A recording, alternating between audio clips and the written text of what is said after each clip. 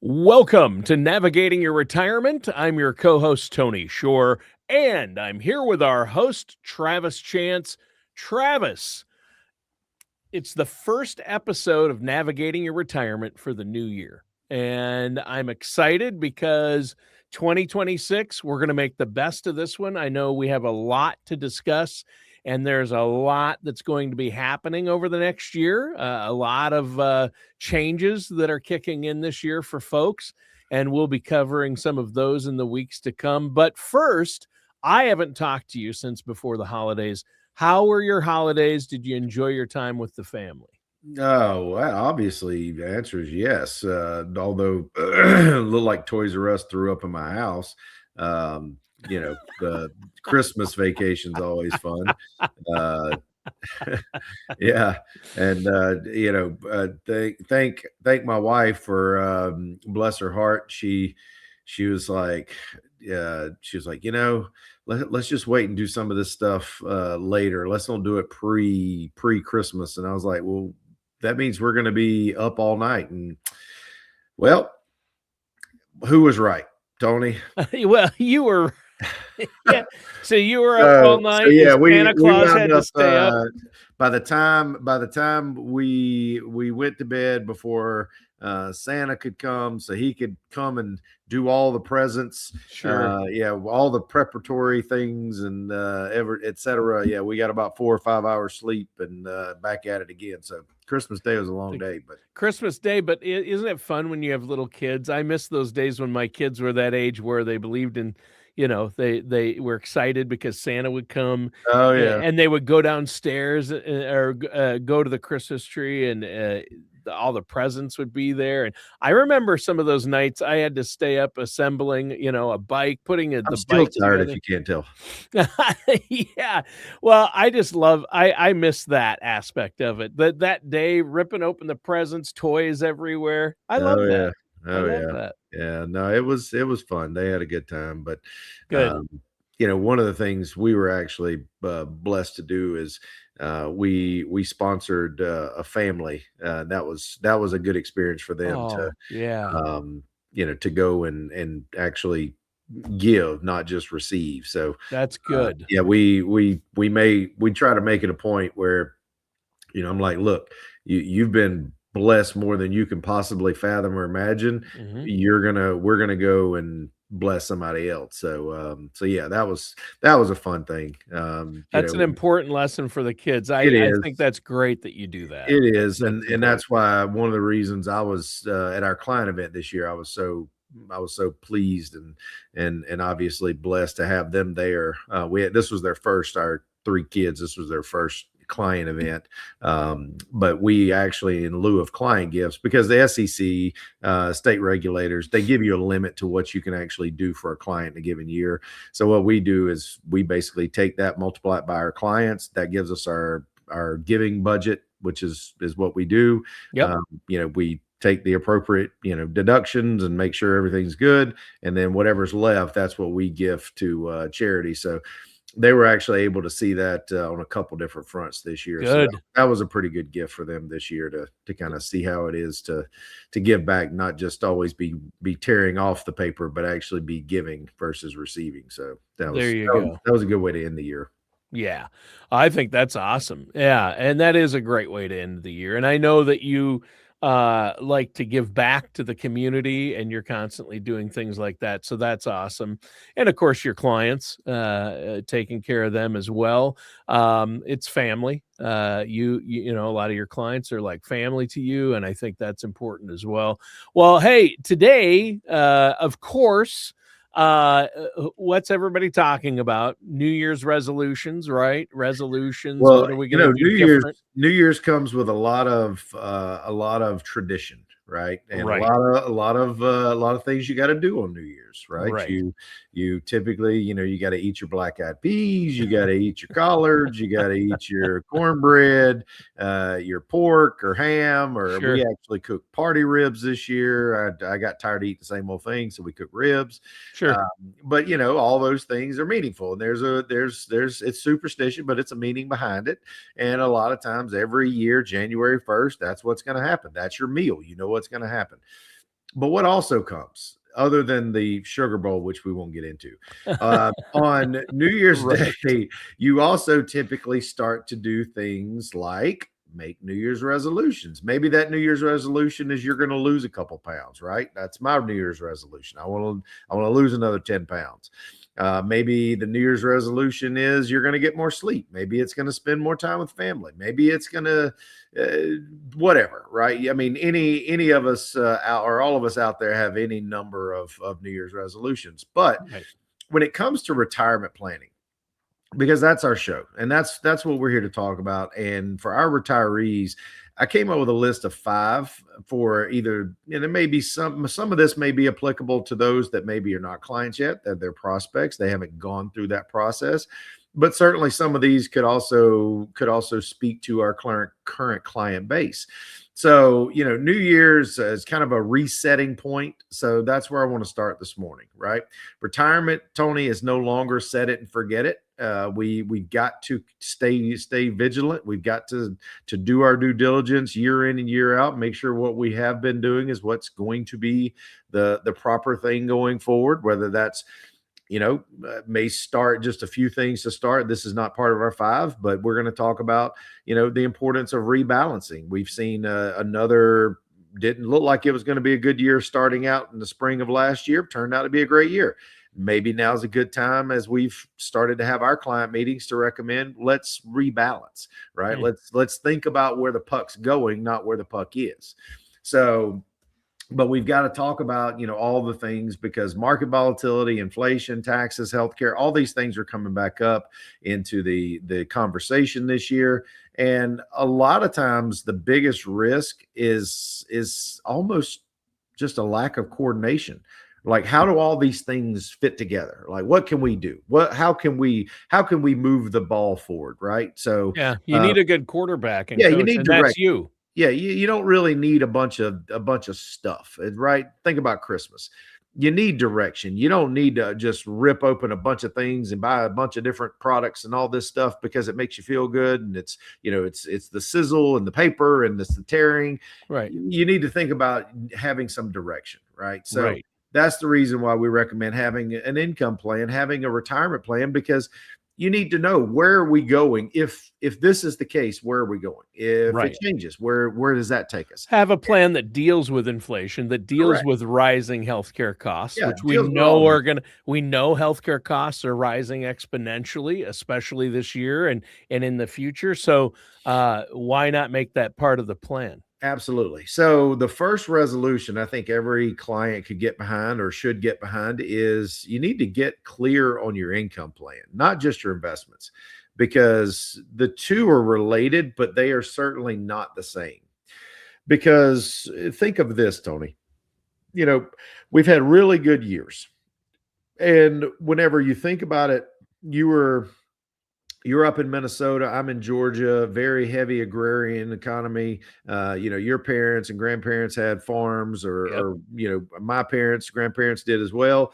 And what is that? What are you taught, right? You put up whenever you have an overabundance. You give to your neighbors, or either you can and you put it up because you want to have something to eat later on when maybe there's not something or as abundant in the Yeah, field, if there's a right? drought or Correct. a bad year for crops, you've got to plan ahead. But the problem is, I think sometimes we get so lulled into a false sense of security, thinking that just because what has happened in the past has been great or has Yeah. been better than maybe expected, we think that's going to carry forward. Yeah, And 2 years sometimes, of record highs in the market, yeah, we get a little we're lulled into a false sense of security, absolutely. or 5-10 years of 0% interest rates, we get lulled into that thinking that's the way things are going to stay, and that's just not true. And that correlates to what I was talking about. When you're spending money in an up market, it's really easy, because Right. you're taking money out, but you're seeing your account balance either stay the same or go up, and you're like, oh wow, this retirement thing's really easy. But the Mm. problem is sometimes we maybe get a little too heavy-handed. We start dipping in a little heavier than we should, and there's really not a whole lot going back in to replace the consumption that we're using, right? The income that we're producing. Right. And that's really where I think some of the conversation for this year needs to revolve around income, because you can't spend what you don't have. And the problem is like when you get into the habit of overspending. And don't get me wrong, it feels good to consume, I get it. Sure. We want to take these trips, we want to do the things, we want to buy the things, we want to have the gratification. I get it, I completely understand the emotion and the logic behind it. However, think about it like this. If let's say you're getting into a position where you feel really comfortable, the markets are up 20%, but you spent 20%. Well, anytime you see a really heavy, and not always, but if you see a really heavy upswing in the market, Yeah. it could be followed by a downturn, because if Yeah. stocks get too expensive, Corrections. corrections happen, things could not go your way.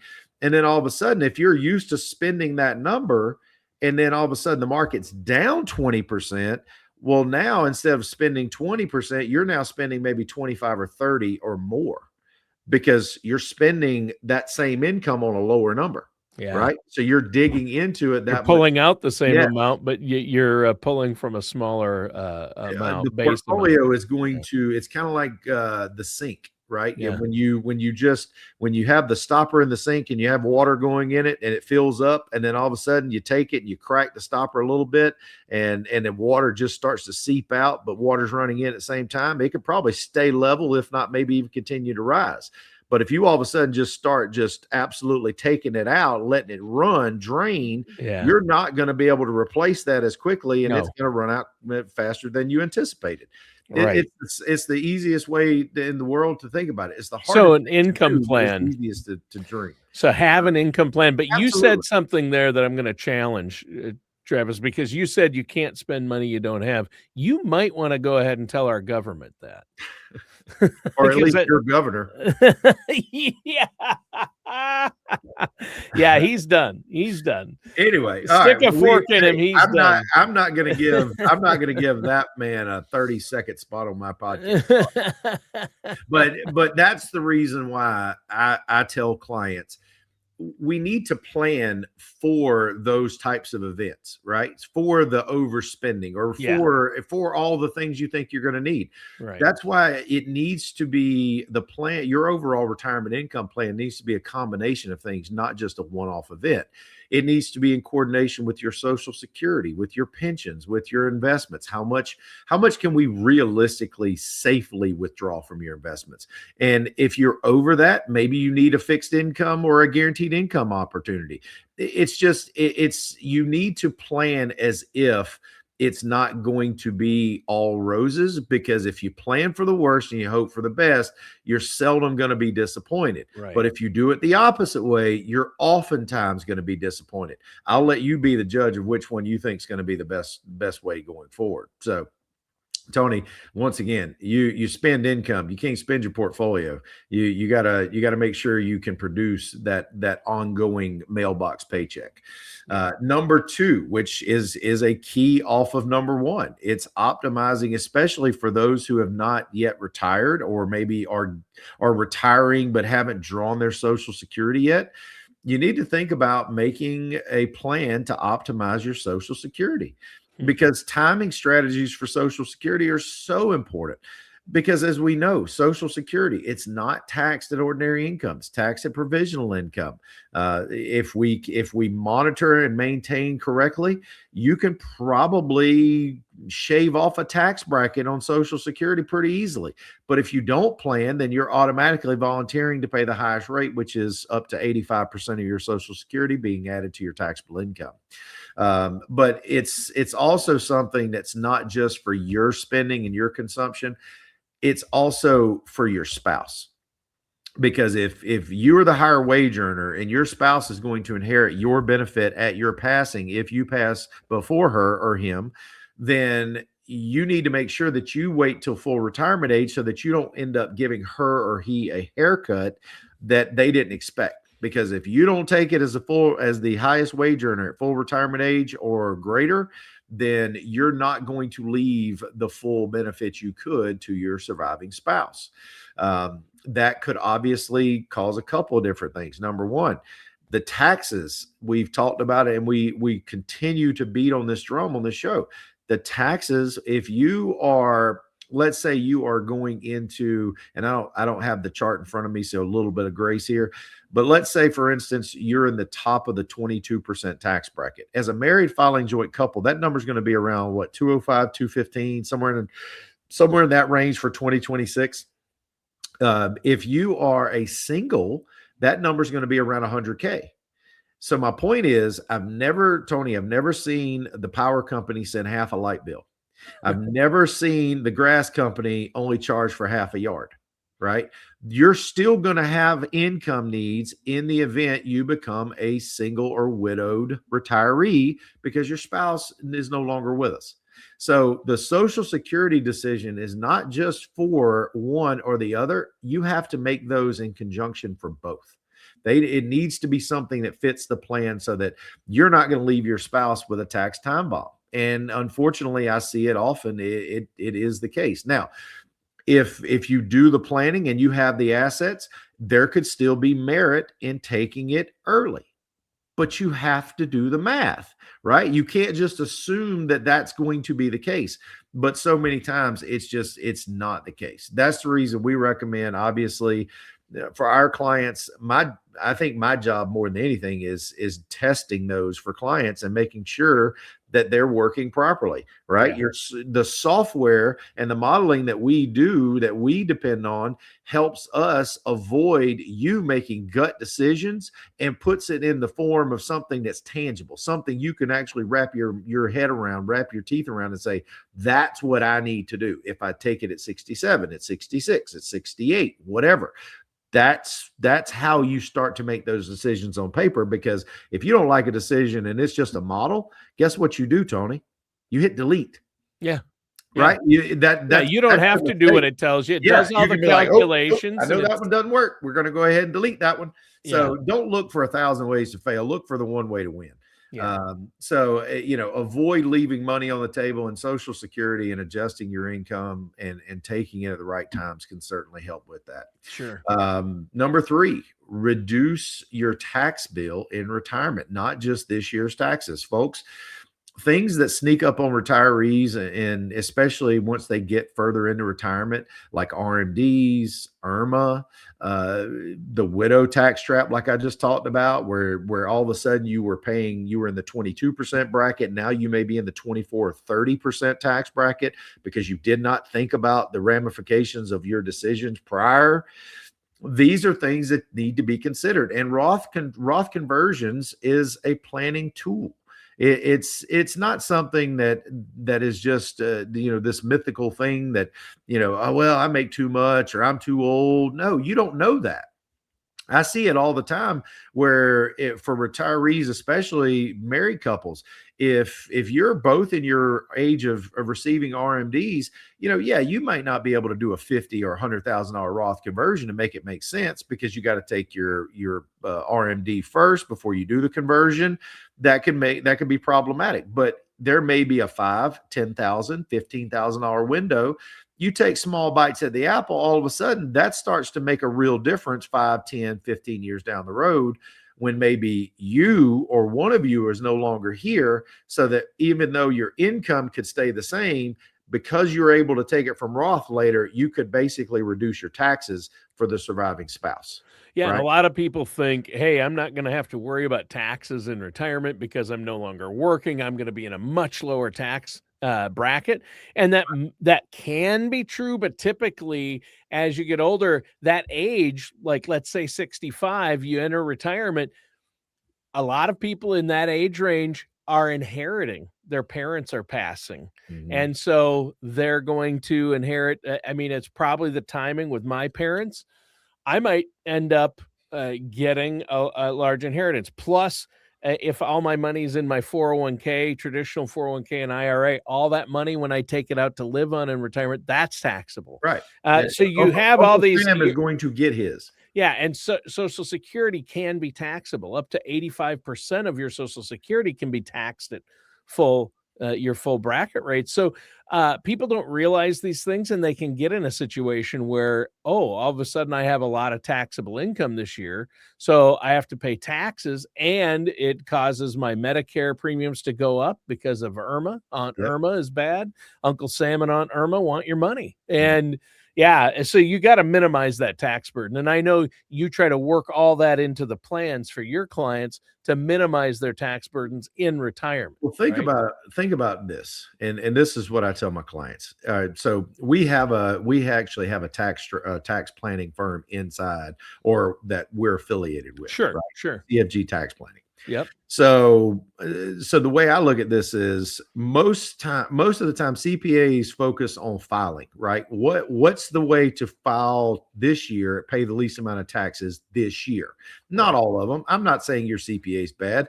What I'm saying is maybe we're looking at it from two separate set of lenses, Yeah. because I'm thinking about the strategy of 5, 10, 15, 20 years down the road, not avoiding a $1,500, $2,000, $3,000 tax this year.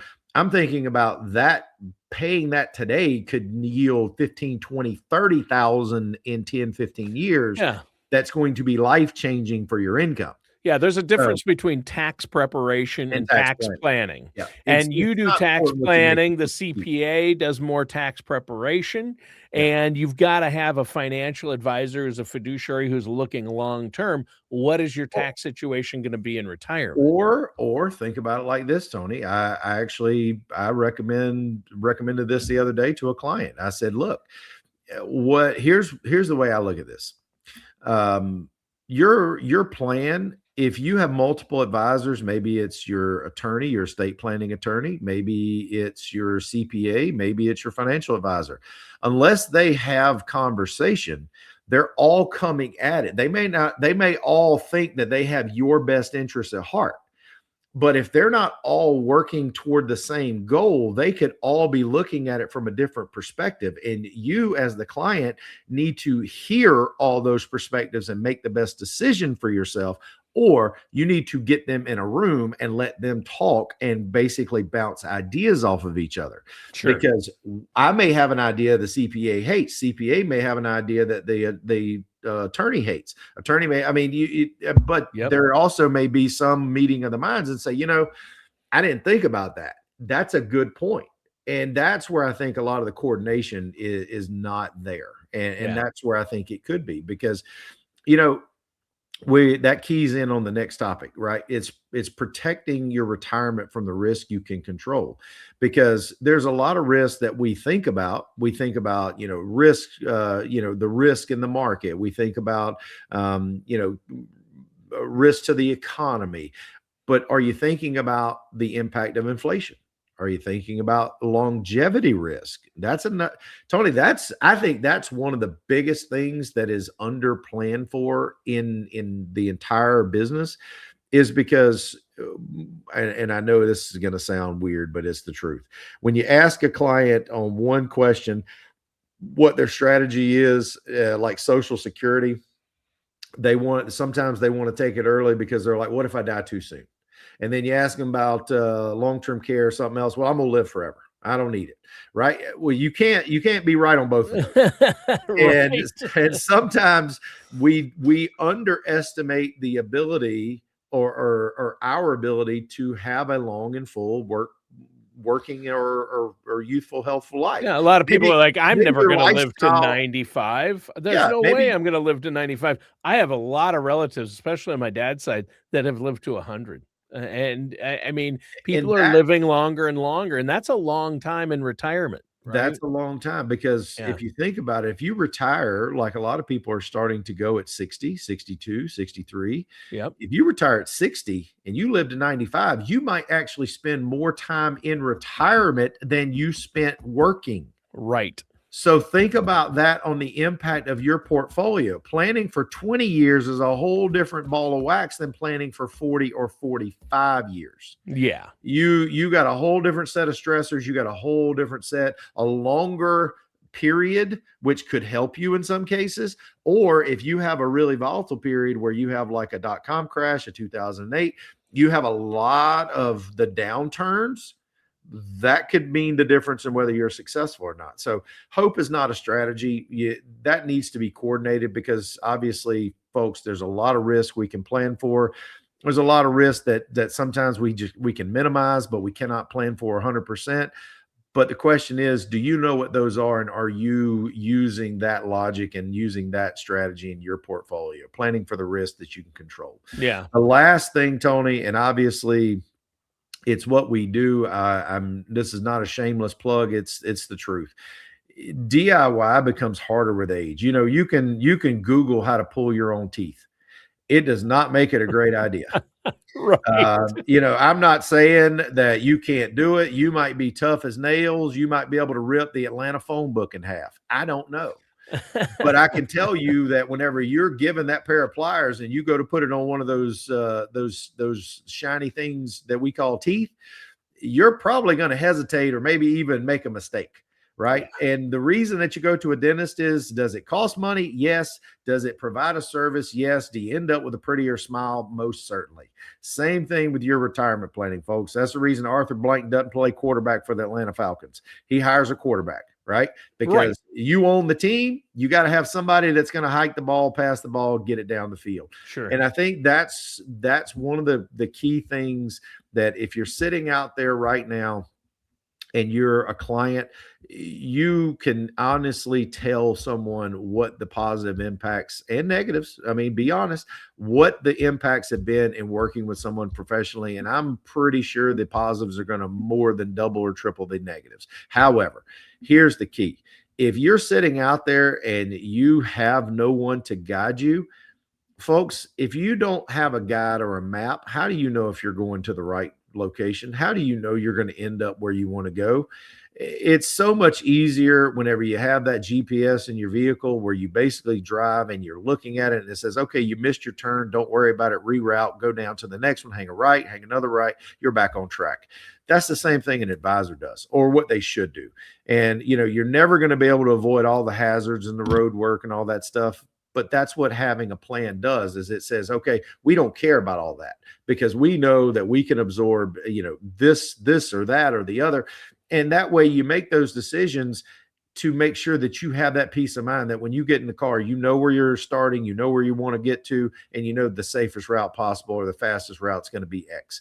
And that's what a plan does. The problem is, so many times we think that we can do it on our own, and maybe you can. But for a lot of people, that's a very tall task. So yeah, if you're a client out there and this is the new year, make a resolution to hit forward on this podcast. Send it to 5 of your friends. Let them get some value that you have gotten, and hopefully this would change their outcome. And if you're listening out there and you have just given over to the fact that maybe this is something you don't want to tackle alone, that's why you need to give us a call. 877-269-0839, 877-269-0839. But remember, it does matter who your guide is, right?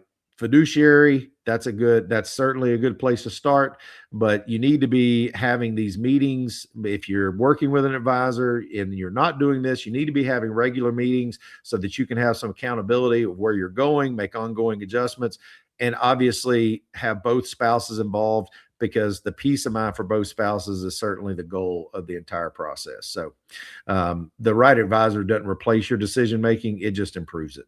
So give us a call, 877-269-0839. Well, great. 5 resolutions for retirees. And the final one is so important. Work with a trusted financial professional. Travis, great show. A lot of great information today. Listeners and viewers, thanks for tuning in. That does it for today's episode of Navigating Your Retirement with our host, Travis Chance.